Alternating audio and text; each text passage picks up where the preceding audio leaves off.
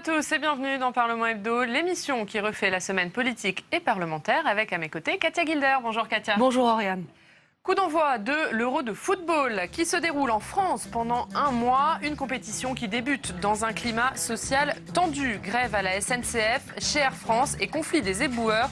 Des mouvements sociaux qui risquent de nuire au bon déroulement de la compétition. La loi travail poursuit son parcours législatif. Le texte arrive dans l'hémicycle du Sénat ce lundi 13 juin. Il a été largement réécrit. La Commission des affaires sociales a supprimé des articles comme celui sur la généralisation de la garantie jeune. Et les sénateurs veulent mettre fin aux 35 heures. Et toute la semaine, c'est le projet de loi Sapin 2 qui était au menu des discussions à l'Assemblée nationale. Encadrement des lobbies, lutte contre la corruption, protection des lanceurs d'alerte. Le texte vise à lutter contre une finance débridée, selon les mots du ministre Michel Sapin. Et c'est une semaine sous le regard de Patrick Le Yarrick. Bonjour. Bonjour. Vous êtes l'invité de Parlement Hebdo, député européen de la gauche unitaire européenne et directeur du journal L'Humanité, actualité parlementaire, politique et sociale, commencée à lundi. Exactement. Et lundi, on commence la semaine avec un retour sur un week-end chargé pour le front de gauche.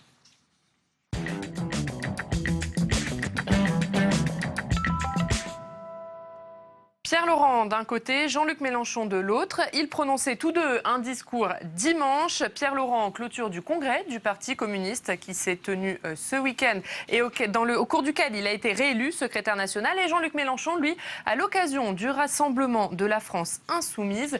Retour sur ce duel à distance avec Astrid de Villaine. À un an de la présidentielle, la gauche de la gauche n'est pas encore en ordre de marche. Dimanche, Pierre Laurent et Jean-Luc Mélenchon ont tenu deux meetings différents. À Aubervilliers, Pierre Laurent, tout juste réélu à la tête du Parti communiste. Pour 2017, il souhaite une candidature de rassemblement. Je sais l'obstacle que constitue la multiplication potentielle des candidatures qui risquent d'empêcher cette convergence. Non, il n'est pas trop tard. Ce n'est pas vrai. Soyons conscients de nos responsabilités. Dans le public, certains frondeurs du Parti socialiste ont fait le déplacement. Ils espèrent eux aussi réunir l'ensemble de la gauche. Et nous sommes ceux qui tentons vraiment de rassembler la gauche. Parce que sans ce rassemblement, il n'y aura aucune chance de voir un candidat de gauche au deuxième tour de l'élection présidentielle. À quelques kilomètres de la place Stalingrad à Paris, Jean-Luc Mélenchon tient son premier meeting de campagne. Le candidat de 2012 assume sa candidature. Eh bien, si c'est une élection présidentielle, il fallait commencer par régler le problème le plus simple. Trouver un candidat. Me voici. Je vous appelle à une campagne qui n'est pas seulement faite pour témoigner. Je vous appelle à une campagne pour conquérir le pouvoir. Jean-Luc Mélenchon en appelle à toutes les bonnes volontés pour rejoindre son mouvement. Et tout le monde est bienvenu dans cette bataille. Le parti de gauche revendique 10 000 participants à ce premier rassemblement. Chez les militants, on espère que pour la campagne, le front de gauche sera réunifié. Je peux vous dire, moi habitant le 19e, que j'ai des amis également du Parti communiste qui soutiennent également la candidature. Et donc je ne doute pas, en tout cas d'un point de vue des idées, il y a beaucoup de communistes qui partagent nos idées et qui se retrouveront dans la campagne. Crédité de 12 à 14% d'intention de vote, c'est sur l'opinion que Jean-Luc Mélenchon mise pour rassembler derrière lui les autres forces de gauche. Patrick Le Yarrick, le front de gauche peut-il encore être réunifié ? Oui, bien sûr. C'était un beau projet, une belle idée. Il ne faut sans doute pas continuer tel qu'il était, c'est-à-dire seulement un rassemblement au sommet de quelques partis, mais peut-être l'ancrer plus profondément dans la société, qui devienne une grande affaire citoyenne. Les divergences ne sont-elles pas trop fortes entre Non, les deux il y a évidemment des points de différence sur un certain nombre de questions, sur un certain nombre d'enjeux programmatiques, mais le Parti communiste a déjà choisi des candidats avec lesquels il n'était pas d'accord en tout et pour tout. Par conséquent, ce rassemblement est possible. Seulement, le Jean-Luc Mélenchon mène d'ores et déjà sa campagne. Il lui a donné un nom, la France des Insoumises. La stratégie du Parti communiste, elle est un petit peu différente, puisque lui, il veut créer les conditions d'un rassemblement le plus large autour d'un nom, fût-il celui de Jean-Luc Mélenchon. Alors, Jean-Luc Mélenchon, on l'entend. Pierre Laurent, un peu moins, surtout. Philippe Martinez, aujourd'hui, semble beaucoup plus audible que Pierre Laurent. Quel étrange retournement.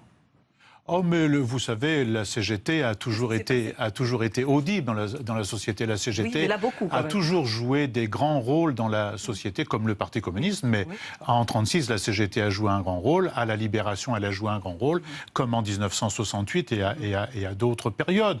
Que Philippe Martinez soit sur le devant de la scène, c'est tout à fait normal, puisque il est, lui, confronté à une question de fond dans les entreprises, dans les services publics, qui est celle d'une loi de précarisation du travail. On viendra sur cette campagne présidentielle et la candidature de Jean-Luc Mélenchon à la fin de cette émission avec Ginger Assé, notre partenaire du Scan du Figaro. Alors mardi, on évoque la situation à la SNCF qui s'était durcie à l'approche du coup d'envoi de l'euro.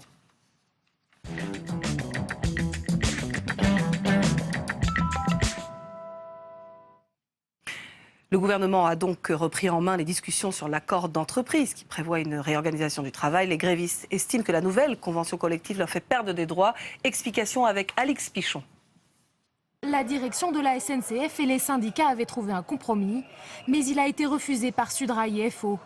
En question, la possibilité d'accord au niveau local pour déroger à l'encadrement du repos.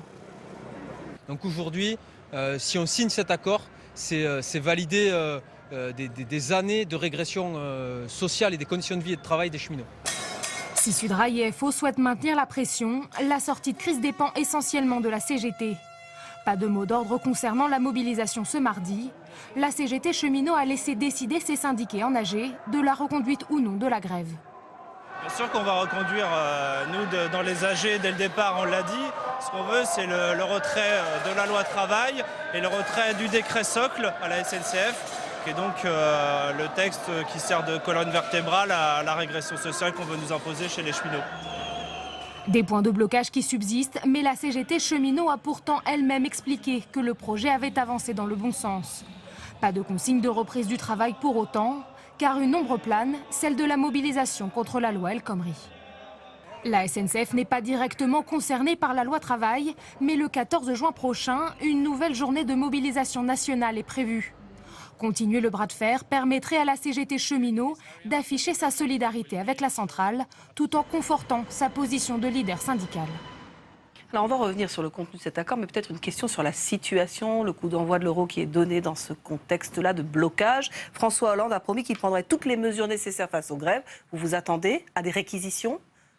Je ne sais pas, c'est une décision du gouvernement, c'est possible. Je ne pense pas que ce soit la bonne méthode.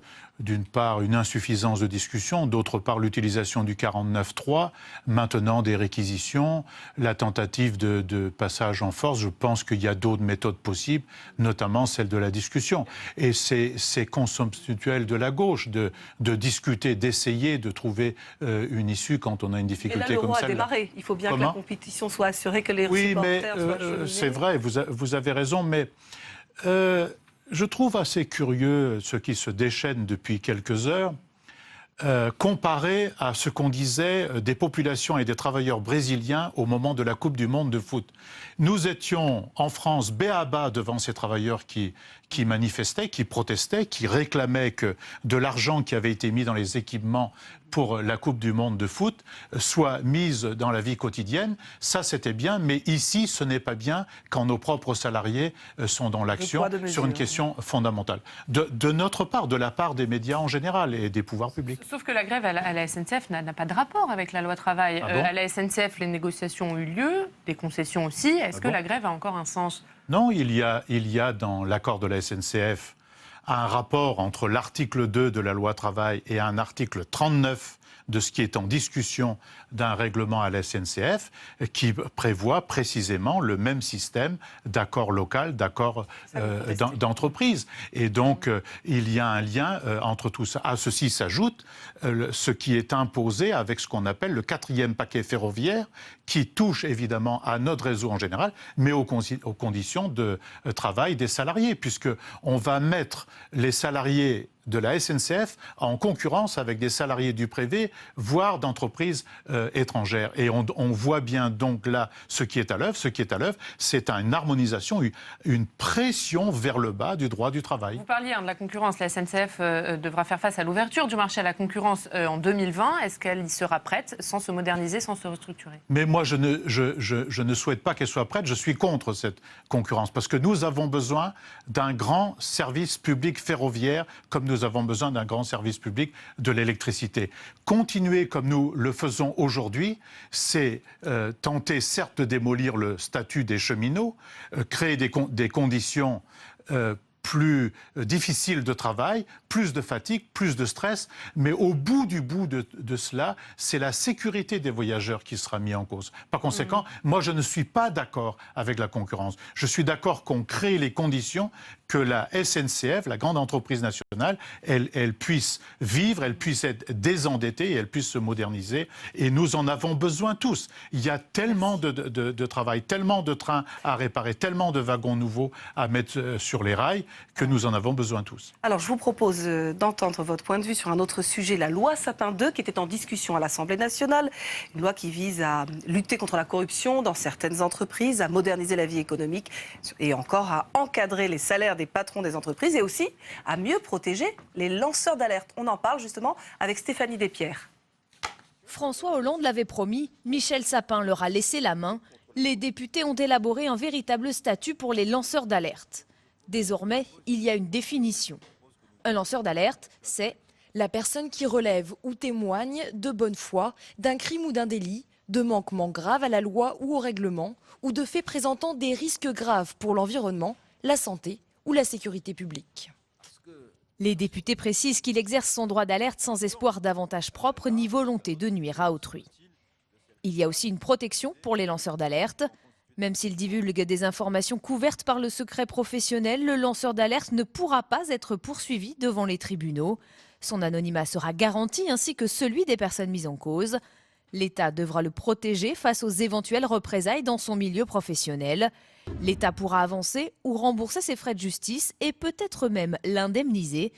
Les modalités exactes de ces aides financières ne sont pas encore claires. Ce sera l'objet du débat en séance. Enfin, il y a un protecteur, le défenseur des droits. C'est lui et ses 400 délégués sur le territoire français qui devront aider les lanceurs d'alerte. Si le salarié qui dénonce des scandales n'est pas entendu au sein de l'entreprise, il pourra faire appel à eux.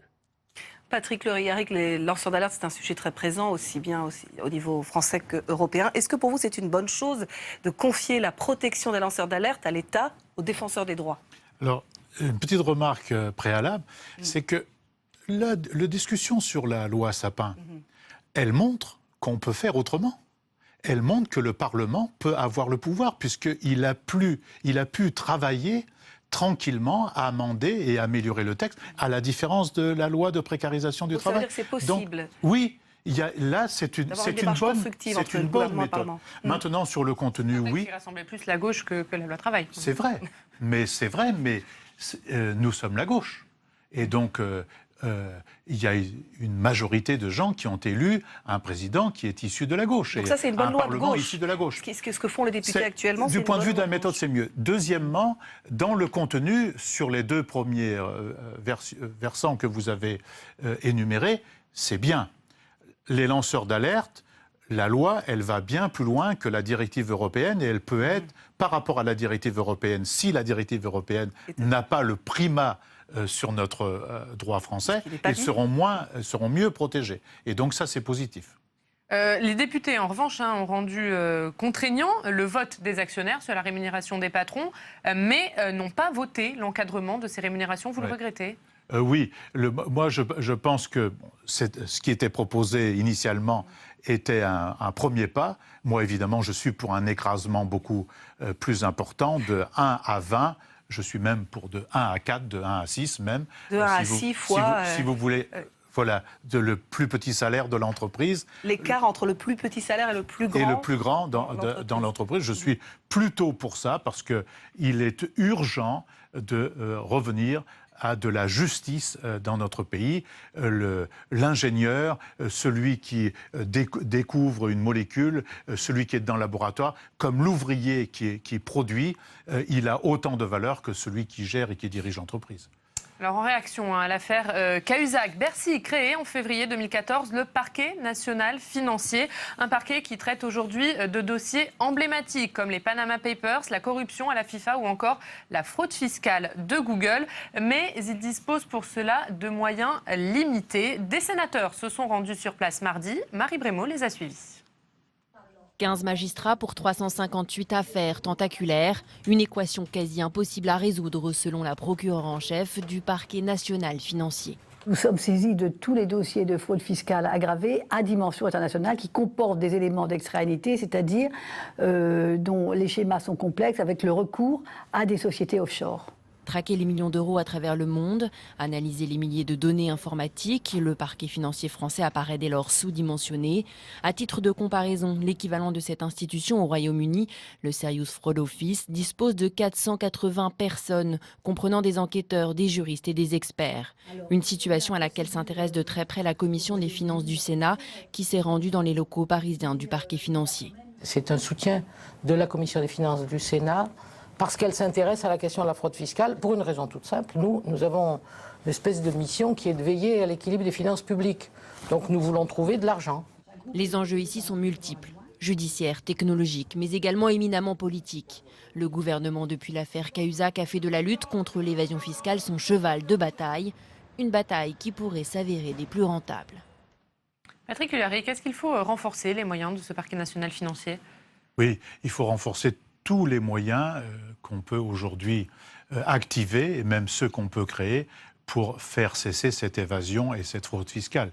Il y a quelque chose d'insupportable entre continuer à demander des sacrifices à ceux qui ont très peu pour vivre, alors que d'autres qui ont beaucoup d'argent se permettent de ne plus participer au bien commun en mettant leur argent au frais ou au chaud, ça dépend. Concernant l'affaire Panama Papers, ces révélations à large échelle, est-ce que les choses peuvent avancer aussi au niveau européen? Oui, le Parlement européen a voté hier une délibération pour qu'on crée une commission d'enquête et donc vraisemblablement... Elle aura lieu, cette commission d'enquête. Nous allons la mettre en place, nous allons décider des noms à la prochaine session parlementaire, c'est-à-dire le 4 juillet. Alors cette semaine, la Société Générale a été condamnée par les prud'hommes à payer plus de 450 000 € à son ancien trader Jérôme Kerviel pour l'avoir licencié sans cause réelle ni sérieuse et dans des conditions vexatoires. Vous saluez cette décision? Le tribunal des prud'hommes est juge, comme on dit, il est libre. C'est un fait que c'est une injustice incroyable qui est faite aujourd'hui à Jérôme Kerviel. Il faut maintenant créer les conditions que les poursuites contre lui cessent. Certes... Vous prenez sa défense? Vous prenez sa défense? Plutôt parce que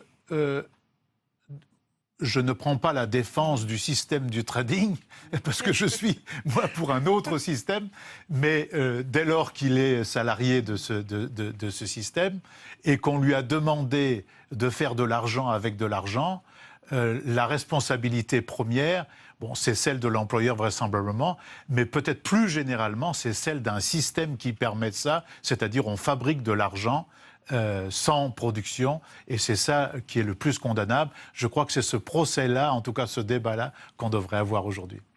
Alors, on passe à mercredi, où la sécurité de l'Euro de football qui a commencé est en question. Les fan zones notamment suscitent toutes les craintes.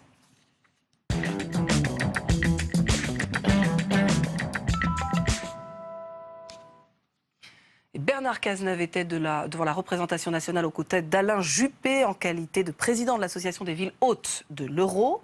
Ils étaient devant la commission des lois. Ils l'ont redit, tout est fait pour garantir une sécurité maximale de l'événement. Mais évidemment, le risque zéro n'existe pas. Écoutez. Nous sommes convaincus qu'il est très important que l'Euro 2016 ait lieu, car personne ne saurait empêcher les Français de vivre normalement Céder sur l'euro eût été céder à l'odieux chantage des terroristes, et cela, il n'en est pas question. La France doit demeurer la France, et c'est la raison pour laquelle l'euro se tiendra. Nous pensons collectivement, en tout cas les maires, que la fan zone est sans doute la meilleure solution pour contrôler au mieux l'opération. Je ne vais pas dire le contraire de ce qu'a dit le ministre de l'Intérieur, il n'y a pas de risque zéro. Donc nous sommes bien conscients des responsabilités que nous prenons, mais nous les assumerons.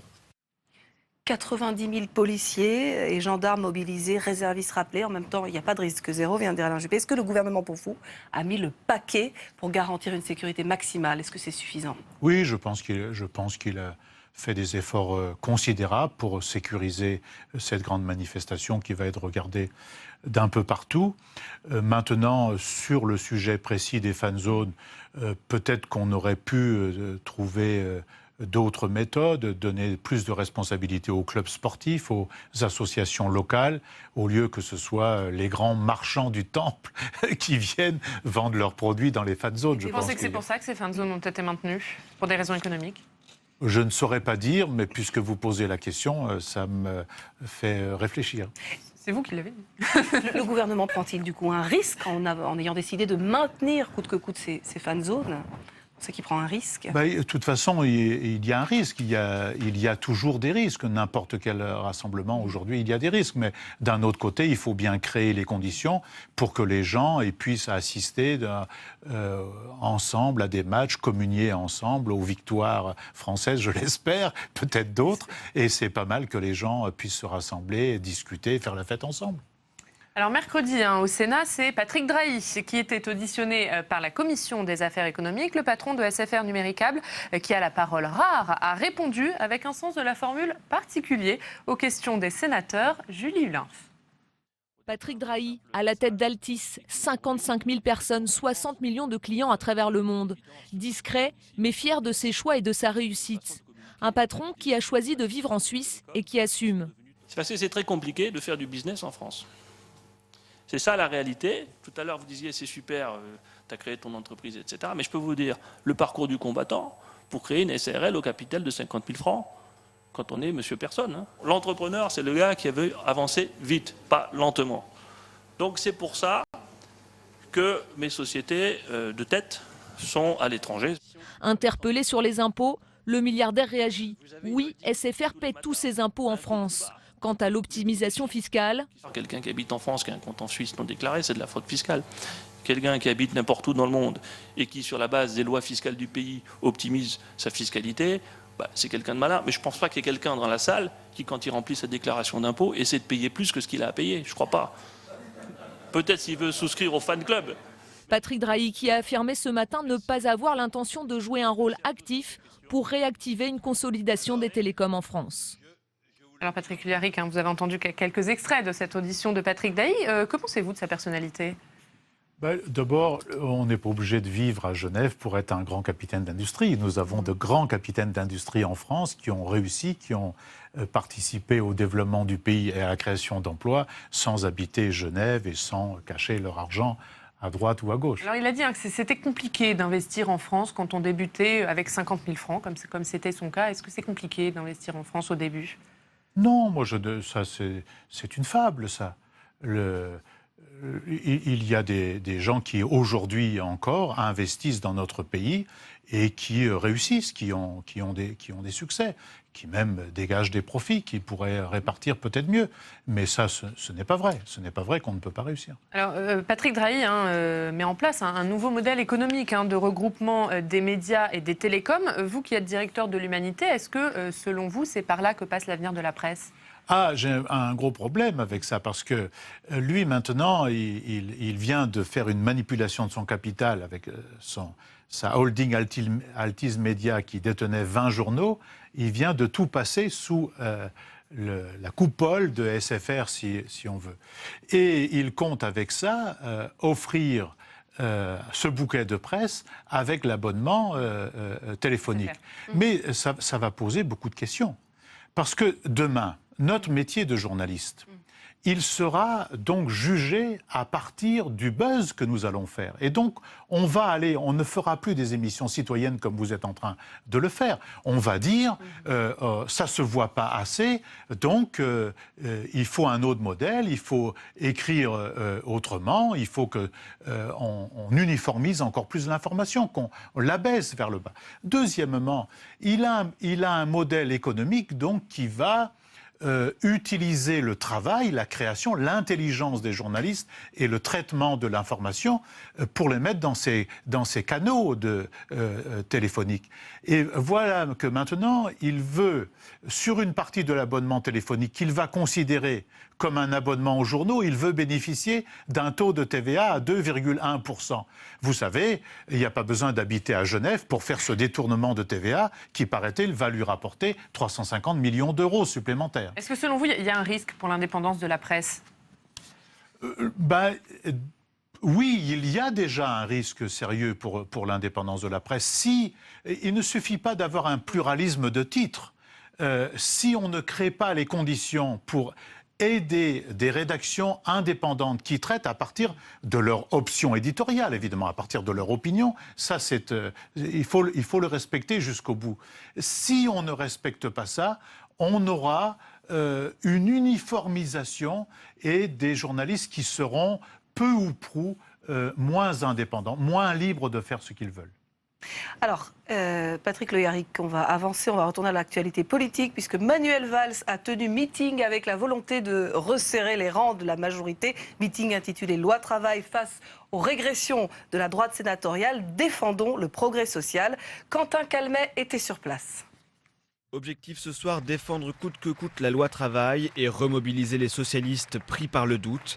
Manuel Valls, Myriam El Khomri, Stéphane Le Foll, tous le martèlent, le gouvernement ne reculera pas. La démocratie, ce n'est pas la rue. La démocratie, c'est le vote. La démocratie, c'est la démocratie sociale dans l'entreprise. Quand chacun peut dire son mot.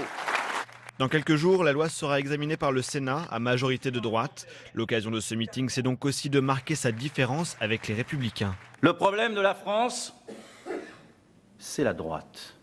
Un sénateur de droite avait d'ailleurs fait le déplacement. Jean-Baptiste Lemoyne est même rapporteur de la loi El Khomri. Il dénonce la supercherie de ce meeting. Je trouve ça un peu facile d'essayer de refaire une unité qui n'existe plus au niveau du Parti socialiste sur le dos de la droite. Un rendez-vous qui s'est tenu dans une grande tension, tout un quartier de Paris bloqué, des manifestants aux abords de la salle, le signe que la nervosité autour de la loi travail n'est toujours pas retombée.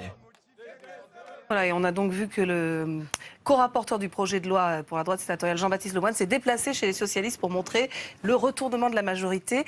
Patrick Le Yarrick, Manuel Valls veut rassembler la gauche. Est-ce que c'est lui le mieux placé pour faire cela aujourd'hui ? Pour rassembler la gauche ? Non, puisque d'abord, il la met un petit peu en miettes, et d'autre part, c'est lui-même qui a prononcé cette phrase assez terrible, à laquelle je ne crois pas du tout. Il a dit « il y a deux gauches irréconciliables ». Donc il n'est pas en train de la rassembler. Il est en train de la diviser, puis peut-être pour l'effacer du paysage. Qui peut rassembler la gauche aujourd'hui ? Il y a plusieurs personnalités qui pourraient rassembler la gauche de transformation sociale et écologique. Moi, je n'ai pas de nom précis, mais il y a plusieurs personnalités aujourd'hui dans la gauche qui peuvent le faire. Alors, hier, Emmanuel Macron a attribué les difficultés du gouvernement à faire adopter la loi travail au débat sur la déchéance de la nationalité en début d'année, qui, dit-il, a brisé beaucoup de gens à gauche. Est-ce que vous êtes d'accord ? C'était une erreur d'avoir lancé cette affaire au mois de décembre pour une multitude de raisons. C'est que le président de la République reprenait quand même une proposition de droite, voire de droite extrême, si ce n'était pas d'extrême droite. Et donc, ça posait un gros problème. Deuxièmement, c'est sur ces cendres-là, quand il a arrêté, qu'on a lancé par la suite le débat sur la loi de précarité du travail. Mais le fond n'est pas que cela. Le fond de l'air, c'est qu'il y a un reniement des engagements qui ont été pris. Et dès lors qu'il y a eu ce reniement, et dès lors que, par exemple, cette loi de précarisation du travail n'a jamais été dans le programme, ni du Parti socialiste, puisque le Parti socialiste a voté, a dans ses textes, exactement le contraire de l'article 2, puisqu'il dit dans ses textes qu'il est pour la loi et non pas pour le contrat. Donc c'est un renversement qu'il procède à la tête de l'État. Ajouté au fait qu'on ne règle pas les grands enjeux du chômage, on n'a pas fait d'avancées, par exemple sur le SMIC depuis le début du quinquennat. Tous ces mécontentements qui s'agglomèrent aujourd'hui ont tellement bouilli que c'est en train d'exploser. C'est-à-dire que c'est une multitude de facteurs. Peut-être la loi d'échange de nationalité, mais la question sociale, elle devient première dans ce pays. Et moi, ça me réjouit plutôt. C'est un débat aujourd'hui plus intéressant, mais même si ça gêne des gens, même si ça crée des inconvénients, que le débat, souvenez-vous, que nous avions à l'automne. Alors on va finir justement la semaine avec le Sénat qui se prépare à l'examiner, cette loi travail.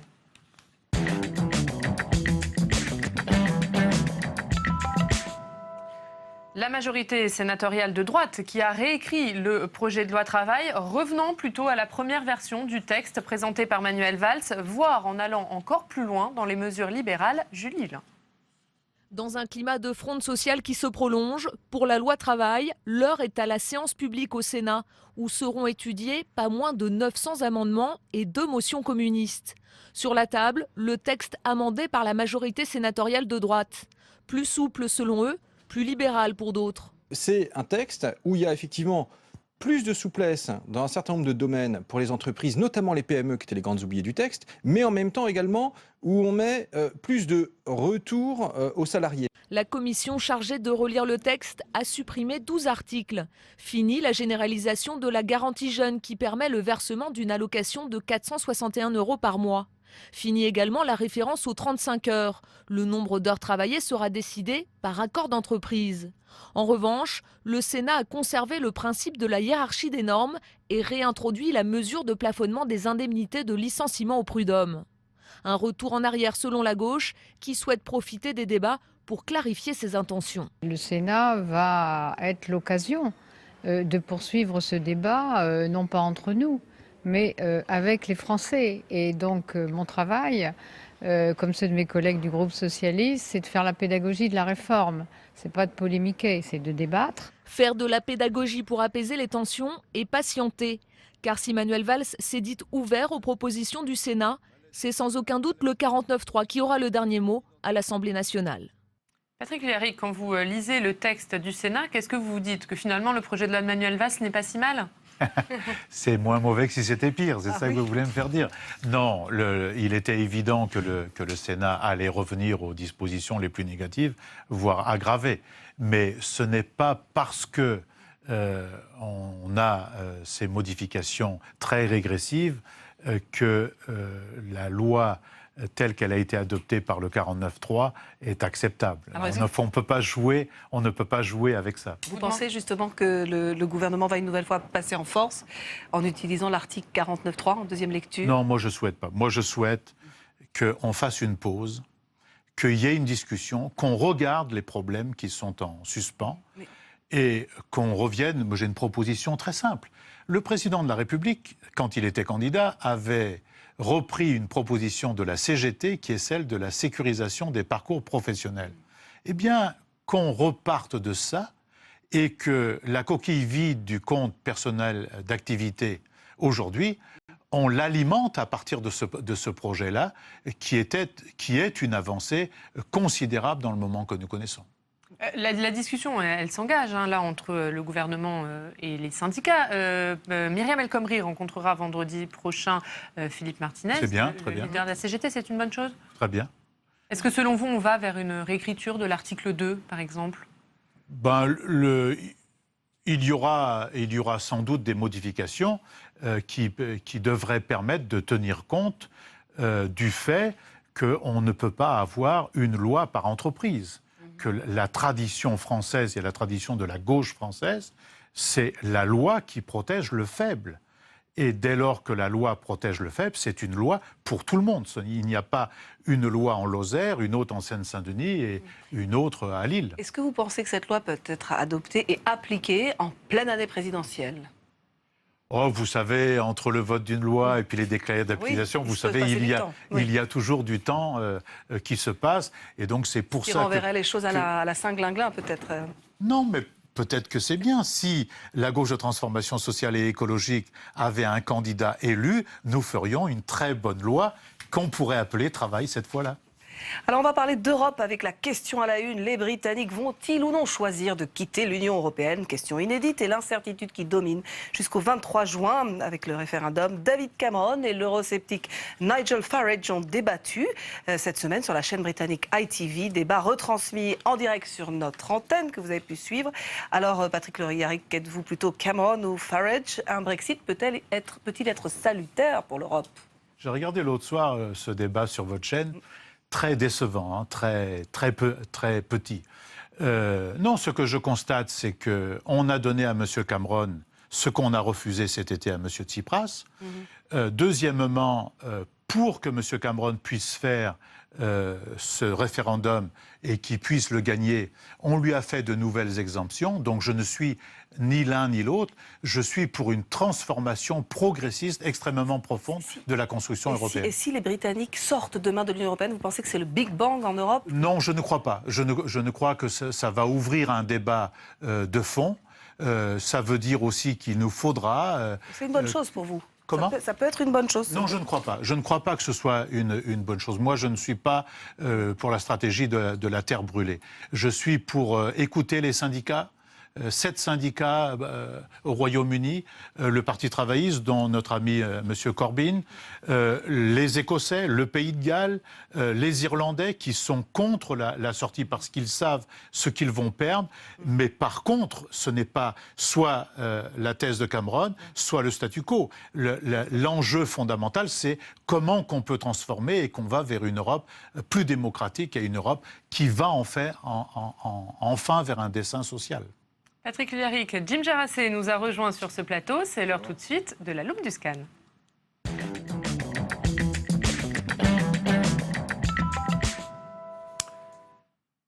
Bonjour Patrick Le Yarrick, vous êtes député européen mais aussi directeur de l'Humanité, on l'a dit.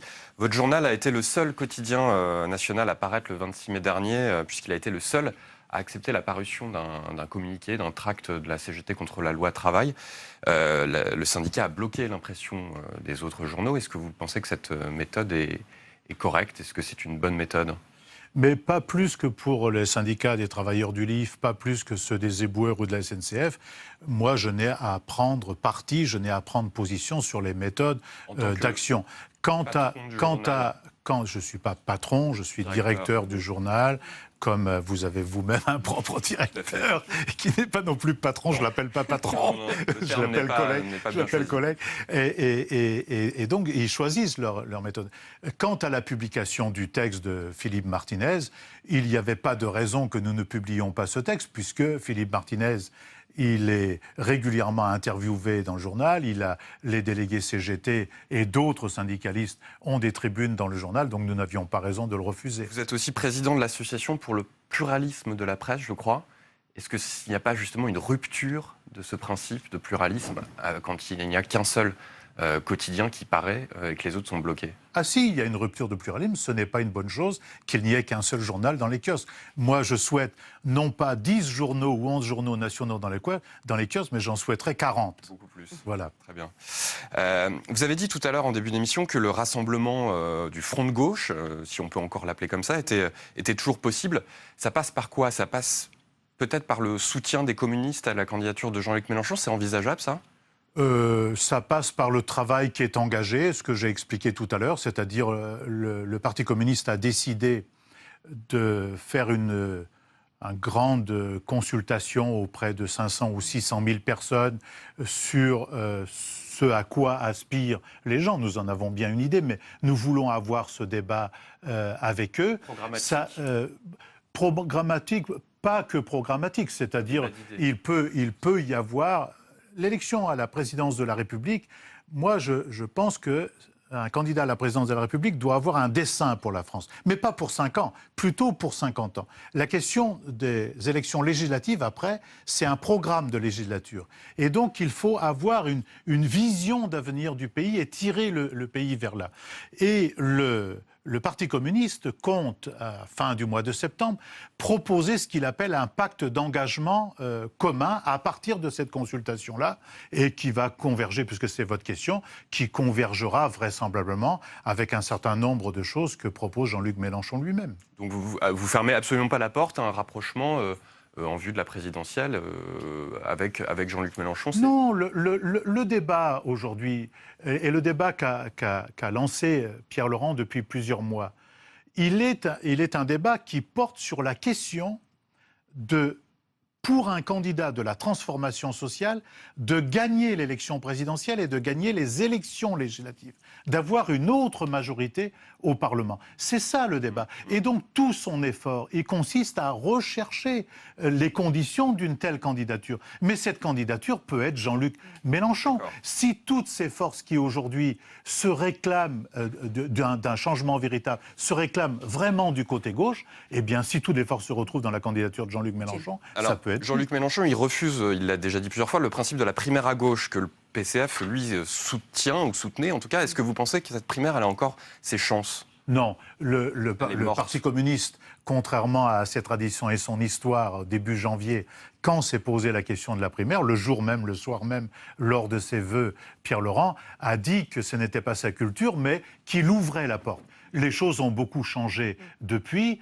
Aujourd'hui, il a avancé l'idée de créer les conditions peut-être d'une consultation, d'une sorte de votation citoyenne au mois d'octobre, mais la primaire telle qu'elle était conçue initialement ne peut pas avoir lieu. On ne peut pas faire une primaire aujourd'hui avec des gens qui font, par exemple, la loi de précarisation du travail. Je voulais vous faire réagir à une petite phrase prononcée par Jean-Christophe Cambadélis, c'était la semaine dernière, lors d'une fête de la Rose dans Lyon. Il a dit « Je regrette que le PCF ferme à nouveau la porte de l'unité ». Est-ce qu'il y a encore quelque chose à tirer de la relation entre le PCF et le Parti socialiste aujourd'hui? Mais bien sûr, ce sont deux courants d'une vieille même branche. Seulement, le problème, il porte sur la question de savoir si on peut changer la société. Vraisemblablement, la direction du Parti socialiste, je parle du Parti socialiste, je ne parle pas du gouvernement.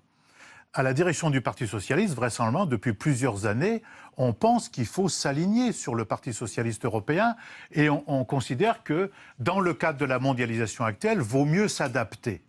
Nous pensons que, dans le cadre de la mondialisation, vaut mieux créer les conditions d'une transformation sociale et écologique, sinon nous irons dans le mur. Nous irons dans le mur d'un point de vue économique et social et surtout sur la question écologique. 40 secondes pour une dernière justement, question. sur cette question de l'union de la gauche, en 2012, vous étiez désisté au second tour des législatives en Seine-Saint-Denis au profit d'Elisabeth Guigou, qui était mieux placée que vous au second tour. Seriez-vous prêt à faire la même chose en 2017 si jamais la situation se présentait? Je ne sais pas quelles sont vos ambitions, mais si jamais seriez-vous prêt à vous désister? Non, je resterai. Oui, parce que la situation est totalement différente.